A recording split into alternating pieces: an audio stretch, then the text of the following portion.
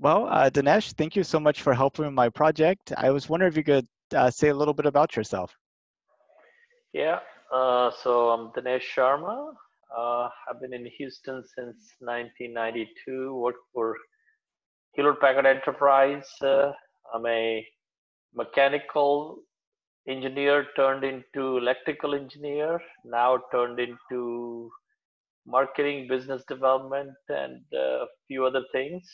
So that's pretty much, who I am. Oh, what are some of your hobbies? Um, I like to do cooking, gardening for vegetables, fruits. I love to travel. Now that is kind of shut down. We were supposed to go to Iceland, New York, and Iceland in July this month. Uh, this week we were supposed to be in New York for a wedding that got canceled. Then after that we were supposed to fly to Iceland for about a week. That got canceled. So we are kind of stay put now until this whole thing settles and we are back again traveling. I love to travel, love nature. So those are kind of the hobbies I have. I know it's really frustrating because now you can work from home, but Yeah, yet you can't really go anyplace. that's right. That's right. So, um, well, did you know that NASA is planning to send people back to the moon in 2024? Yes, I had heard. I believe President Trump is the one who maybe, or somebody from the government, the maybe sometime last year or so, they wanted to set up a special um, department or some what was I can't remember the name they were calling it to pursue the space program. And is that true or Are you referring to the Space Force? yes, yes, yes. Yeah, so NASA, the National Aeronautical and Space Administration, is the civilian organization. Yeah, And then uh, we have the Navy and the Air Force and the Marines and the Army and the Coast Guard. And so the yeah. Space Force is going to be another branch of the military, Okay, which actually they've created. But luckily, so far, the moon plans are completely within inside of the civilian realm with okay, the NASA. And Mike Pence, the vice president, is um, the chair of the National Space Council. And I think it was last February, I want to say, like February of 2019, where he had a meeting of that group and said, that, NASA is planning to land people on the moon in 2028. He wanted to move that to 2024. And he was very strong in terms of saying, if our current contractors can't do it, then let's get new ones that can. And yeah. saying things like this. And then Trump mentioned it during his State of the Union address this year. So it's definitely been out there. But would you Okay. believe, of the 220 some odd people I've interviewed, only about 40 of them knew that we were planning to send people to the moon? Wow, must not have made it a big news that people captured, I guess. Well, and I think it also talks about how we consume our news today. We used to all read the same paper, watch the same nightly news, and if it was on the news, everybody knew about it. Yeah, But since we have like, go to Google and the Twitter and the Facebook, our news is really much focused on what those platforms think would interest us. yeah, yeah, you're right. So not everybody is able to uh, see the same news, so that could be one of the reasons, right? And plus the interest also. If you have interest in news outside of the local or the daily day-to-day things, then I think that would be another reason why people who knew about it had that interest or extra um, interest to learn or find out about other things, right?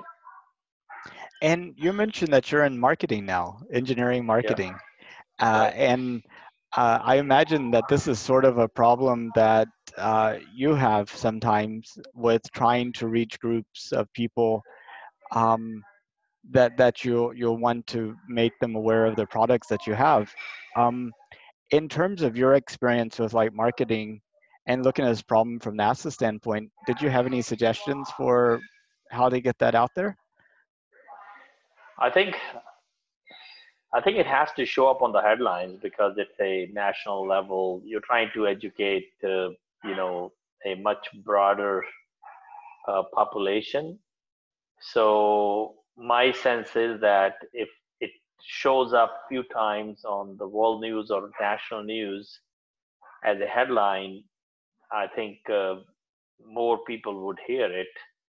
Uh, Otherwise, it's going to be challenging because you're trying to make 300 plus million people be aware of that. Or even if you look at the adults, I don't know what the adult population is in the US, but out of the 330 million people total, um, the adult population at least would consume the news some form or the other. If it's a headline news, it show up, whatever channel people use, whether it's Google or Apple News or Yahoo News or whatever. So I think that's the only thing I can think of.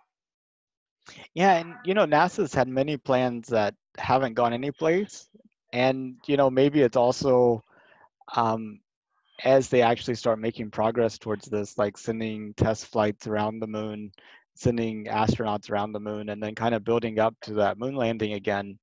Um, Maybe people would be more aware of it because I think everybody is aware of the two astronauts that were sent on the SpaceX rocket, at the beginning of June. Yeah, I'm trying to remember now. I don't remember the names now, but I saw that launch that was rescheduled. I think it was postponed by a few days because of the weather, and eventually, I guess it happened. And I saw Elon Musk uh, very happy that I think one thing I liked about his comment was that safety was the only consideration in letting the launch go or not go. People were asking him, and he said safety is the only thing because the last thing you want is a manned spacecraft, blow up and it disrupts everything, right? Oh, exactly. A lot of people that I've talked to, they were in elementary school or middle school or high school whenever the Challenger exploded, Yeah, yeah, and that's like the biggest space-related event. It's most of the people I talk to, they're too young to remember Apollo, yeah, and but that Challenger incident had right. a lasting Major impact on them. impact. Yeah, yeah, Yeah. absolutely. What do you think about us returning to the moon? Do you think it's kind of a good thing, or do you think maybe it's misplaced priorities? No, I think space exploration is. I was disappointed when the space shuttle was retired, and then for I don't know how many years, for maybe 10 years, we didn't have any vehicle to send our astronauts to space station, and we had to use Russian um, aircraft or spacecraft to send people over. I'm uh, I'm very happy that finally it started. I think what it can provide to the research. I've been listening or reading some of the stuff that there are things they can do in space as far as the research goes on things that are of importance to humankind.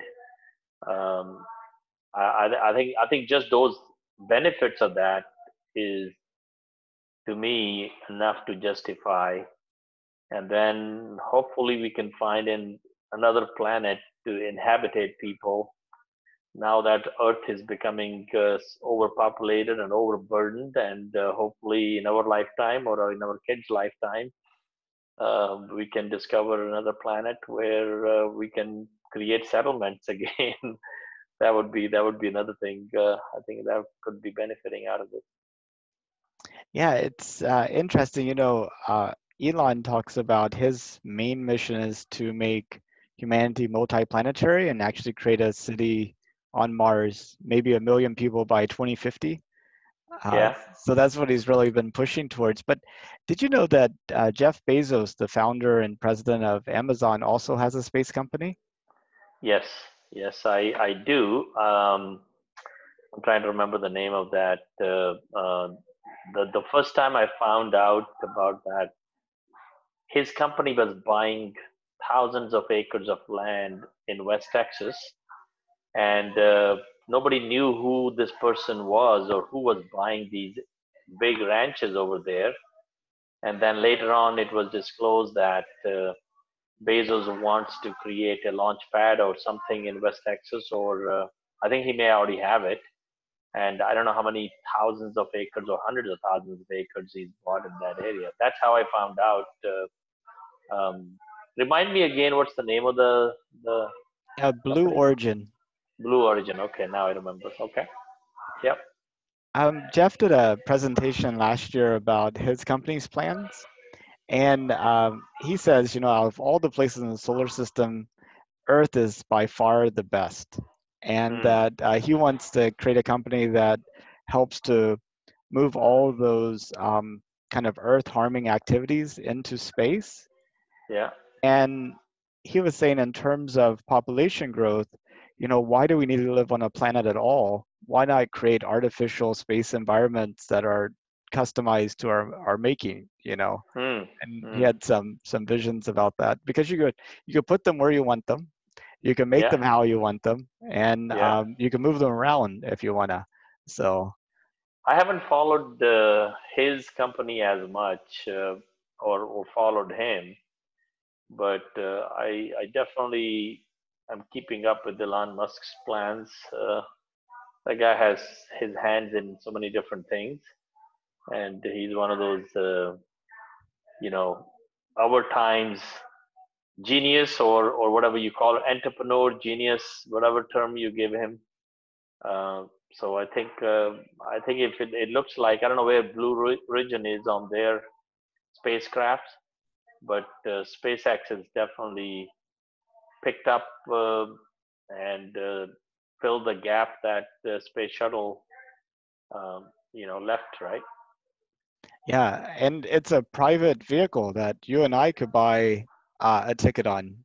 Um, Yeah, yeah, that's interesting. have you seen what Elon's SpaceX is doing in Boca Chica, Texas, down by Brownsville? I don't remember. They were showing. I don't know whether it was his company or Blue Origin. There was something being shown on a small village, small town in Texas somewhere. They were showing either a facility or a launch pad. They were showing it on TV one time, and I didn't really follow through to understand exactly who was doing it. They were interviewing some of the neighbors around there. So is that his company that's doing that? It does sound like it, yeah, because essentially everybody in the little neighborhood next to the SpaceX facility, they've been working on trying to buy the houses and kind of move them out. But he's developing what he's calling the Starship, which is capable of carrying 100 people at a time into orbit and would be 100% reusable. And he thinks you could use this to take people from like Houston and New Zealand, or halfway around the world, in like 30 minutes for the equivalent price of a first class ticket. Wow, Yeah, that is uh, that is something. Uh, uh, I think there's another one, Virgin Galactic. Are exactly. they Yeah, also? I don't know how far they have gone. This is that. What's the guy's name? The British um, guy, Richard Branson. Richard Branson. So it looks like there are three major companies that are really into the space. There may be more, but those are the three big ones, right? Definitely in terms of transporting humans. Okay. there's definitely, uh, I mean, space is a big growth field. And I think in the next decade, one of the reasons I'm doing this project is I think in 2030, our view about space is going to be radically different. Like our view of the phones like changed so much over the past Yep. 13 years.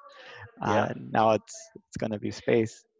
Yeah. Um, if it was safe and affordable, would you have an interest in going into space? Yeah, I think so. I mean, I won't be the first one to go, but I think I I've been hearing that right now people are booking at a very high cost. I don't know, a few $100,000 or $500,000.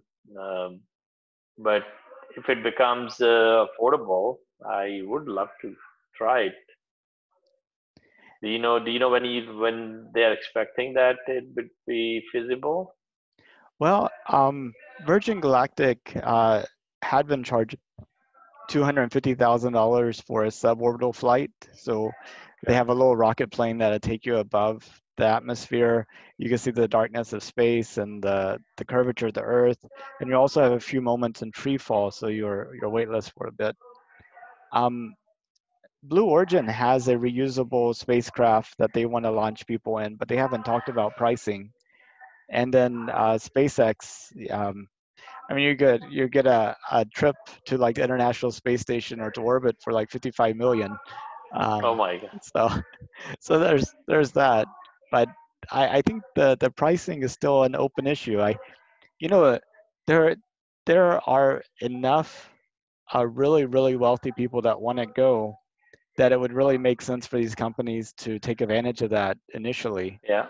Yeah. And then as they sort of prove out the technology and get the scale, get the cost down, then hopefully it'd be open to more and more people.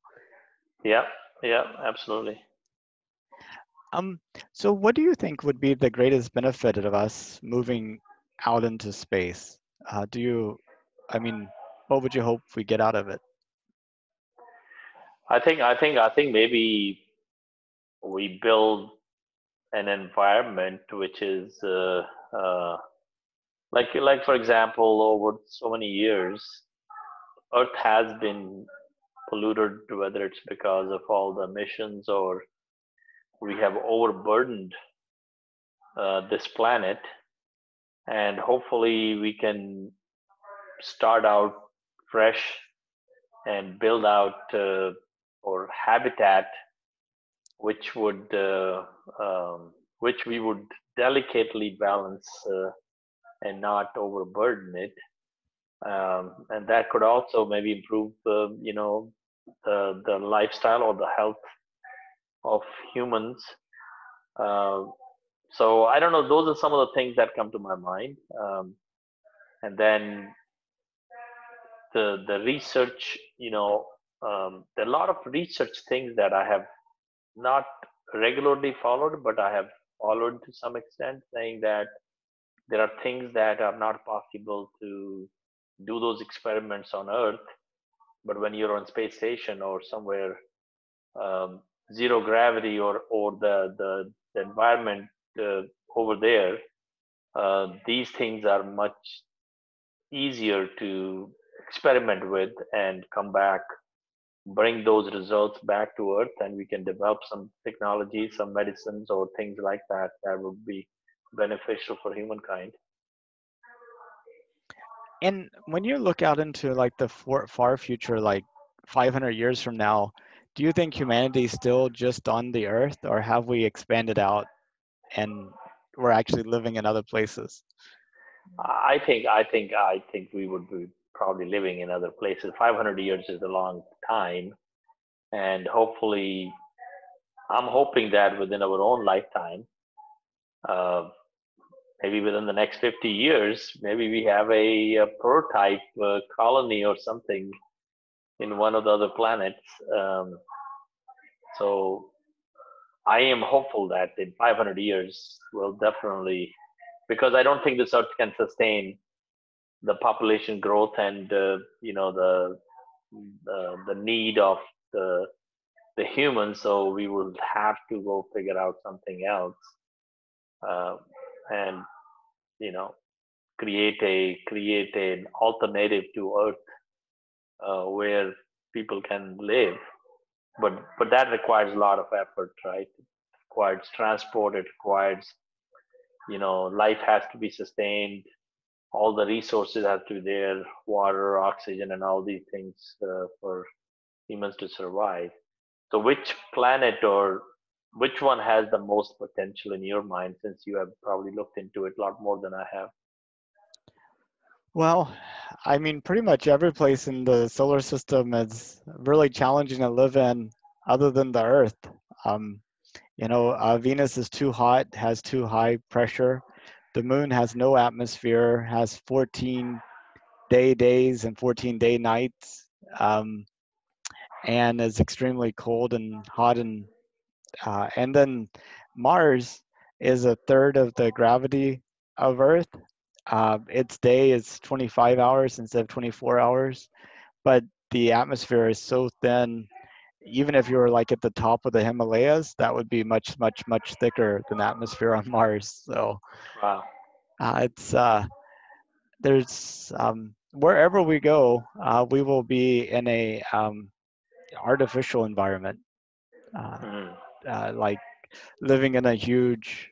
Well, I mean, like visiting Minneapolis in the coldest part of the winter, you pretty much try to stay inside as much as you can using their skywalk and what have you. Right, Um, right. so it's I guess it's not that unusual, but We haven't yet found something that can be duplicated like Earth. I guess that would be the uh, the quest to find another Earth like planet, right? and I mean, there could be Earth-like planets, but they're so far away that you would spend generations trying to travel to them, To get there, yeah, yeah, which that's true. which kind of points to maybe Jeff Bezos' idea of these artificial worlds where you can build them how you want and you can move them around so you can live there. When you say artificial worlds, meaning planets or what? So it would be basically you could think of it as a big, gigantic space station Yeah. with Oh, a lot of. floating devices. These are like a, a a container or a big container um, equal to the size of a town or a neighborhood, right? That Exactly, kind of a thing. and maybe you would spin it so that the centrifugal force would give you the feeling of gravity Oh, as okay, well. So, okay. well, I see we're just at time. So I thank you so much for participating in my project. So, did you get everything, all the questions answered, or everything that you needed out of this interview? Yes, those are the three things that I've been asking. But if you have any other things that you wanted to talk about that we didn't get to, we could do that as well. What is the end goal as you have these interviews? Are you going to synthesize or publish them, or what's the end goal of this project? I don't have one in mind. I've thought of many different things. Honestly, I created this project as sort of my anti-social distancing project Yeah, because I've been working from home for 2 years and I could easily go all week without seeing anybody other than family. And I was yeah. like, maybe if I have to force myself to talk to another person every day, this kind of provides a framework to do that. Um, so, And um, and what system are you using to save of the recordings and all that? What tools or how are you doing all that? so all the recordings I've been putting on YouTube, and then I have a website, countdowntothemoon.org, where I can, publish them. Okay. So do people have access to that? If I wanted to, do you mind sending me your YouTube link or the website? Maybe just text with me, and I'd love to go and see some other interviews or some other things which are interesting. Absolutely. I'll send it to you. Okay, so Nathan, if everything we covered, thanks. Appreciate talking with you, and hopefully, good luck on your project. And all the best. Looks like you have made tremendous progress, and all the best for the remaining, what, 4 more years left. Exactly. And if you have people that we can bring into the project, that could help too. Okay, sounds good. I'll definitely do that. All right, take care, Nathan. Have a good one. Thank you. Bye Bye-bye. bye.